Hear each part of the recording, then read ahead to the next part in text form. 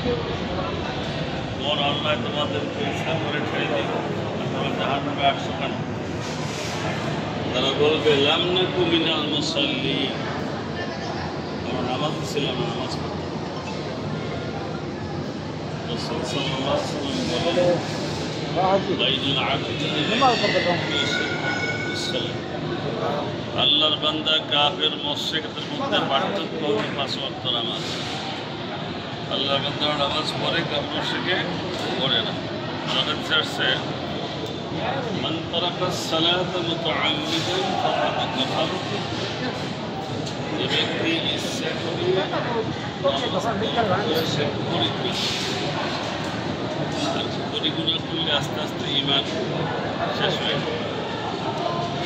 এই নামাজ পড়তে হবে জামাতের সঙ্গে, একা একা বাড়ি নামাজ পড়লে নামাজ শুদ্ধ হবে না। শরঈ ওজর ছাড়া বাড়িতে বের করে আপনি 100 মিনিট ওর মালিককে হুকুম করে ফেলবেন, জমা থাকলে আপনার জন্য জামাত।